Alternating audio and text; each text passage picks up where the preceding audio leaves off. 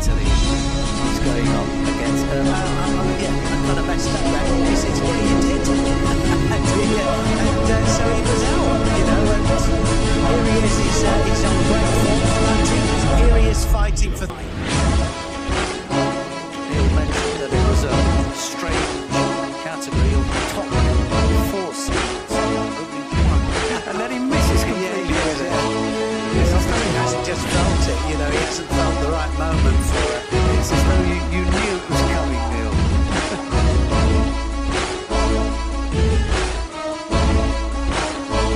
Right on cue. Massive sweeping action, wasn't it? What he called was fresh air. Now he's got the pitch up, now he's going to go for it. Let's go. The same thing happened in the earlier round. Look at that. Went belt to belt. Tried for the Ouchi. Then he just overstretched, didn't it? Drives off the back legs there. And he just rocked. And he had another go here. So you have to pick people. And the people that you don't want to get close to. And these things, yeah, they're people, yeah.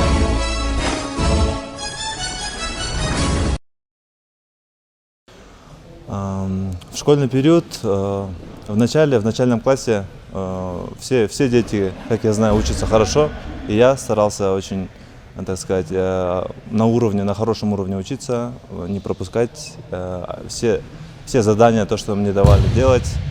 Ну и после того, как я начал заниматься дзюдо после 4 класса, я начал чуть-чуть больше времени уделять тренировкам, но все же очень сильно старался преуспевать в учебе.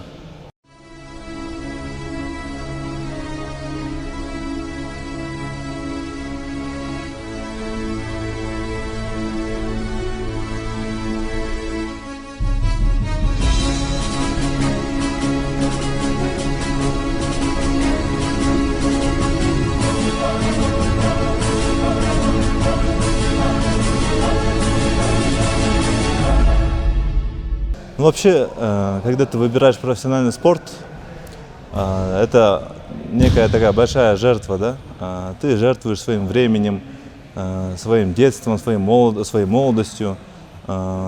Часто такие такие собрания с друзьями, день рождения всяческие. Эти моменты из-за всяческих сборов, тренировочных лагерей, там, на Иссык-Куле, либо за рубежом, ты пропускаешь эти моменты. Но несмотря на это, конечно же, я не жалею то, что я пропускал эти мероприятия, так как у меня была определенная цель в спорте.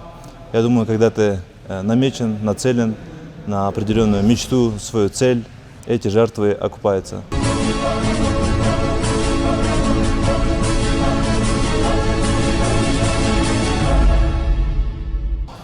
В детском периоде, конечно же, всегда меня окружали мои родные, мои родители в первую очередь. Это те люди, которые доводят меня до такого результата. Они всегда меня поддерживают во всем. Ну и, конечно же, в плане спорта, в плане тренировок бывают и такие определенные моменты, когда очень тяжело в плане моральном, психологическом, материальном, финансовом. В этот период наше руководство федерации хорошо помогло, наши тренера. Вот во взрослой сборной наш тренер Абджилил Юнусов нас очень грамотно, очень хорошо ведет. Психологический настрой, тренировочный процесс и все эти разъезды очень хорошо сказываются. В детском периоде, конечно же, мой личный тренер Роман Владимирович Кузьмин.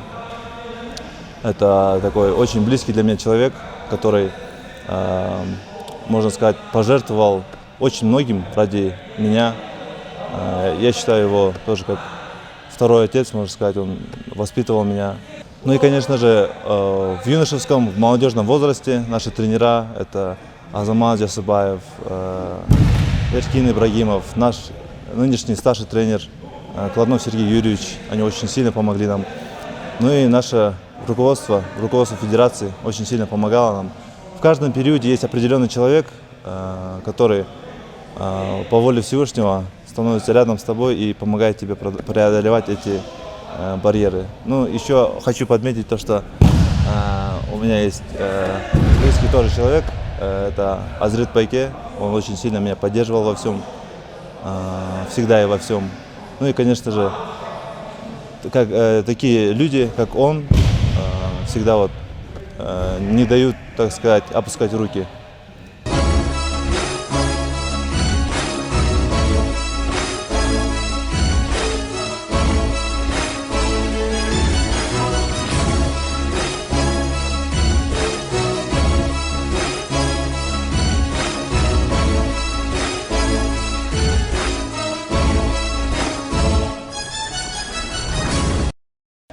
В людях я ценю, конечно же, в первую очередь порядочность.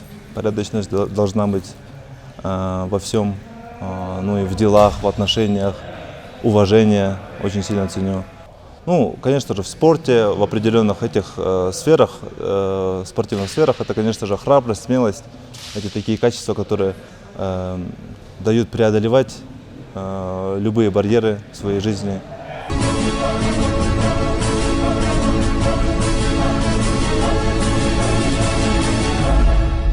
Я верующий человек.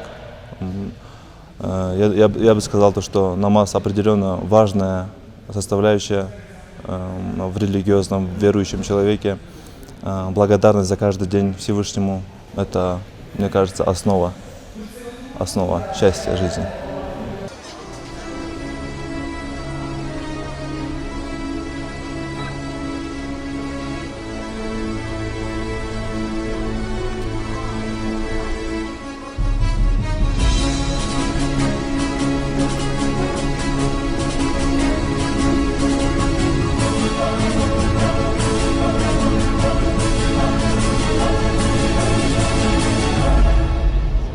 Больше всего мне нравится, конечно же, находиться в своей стране, на своей родине, в своем любимом Кыргызстане.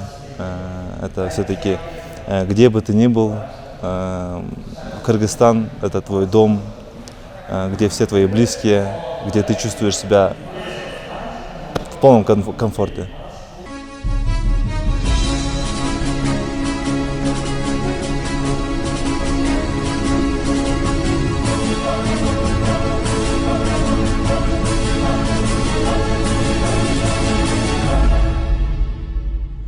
Я предпочитаю, в первую очередь, кыргызскую кухню. Часто, когда мы выезжаем за границу, очень скучаю по своей национальной кухне.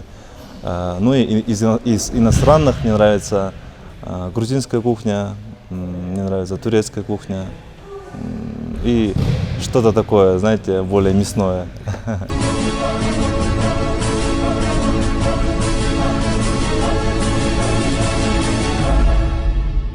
Люблю, конечно же, читать. Это, так сказать, развивает тебя в интеллектуальном плане.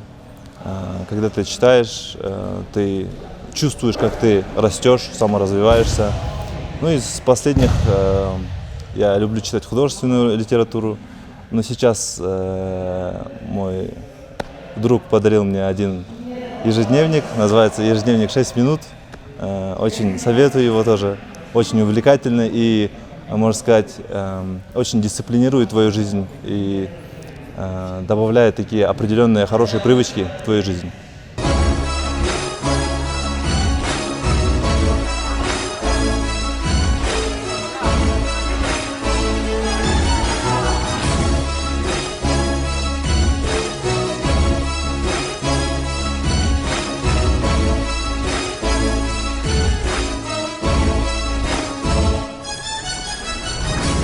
Мои пожелания вообще молодежи – это выбрать правильное направление, ставить перед собой цели, верить в свою мечту, как говорится, с детства, когда ты мечтаешь, когда ты ставишь свои цели, не изменять им, не изменять своим мечтам и целям. Нужно идти, несмотря ни на что, и добиваться своих целей.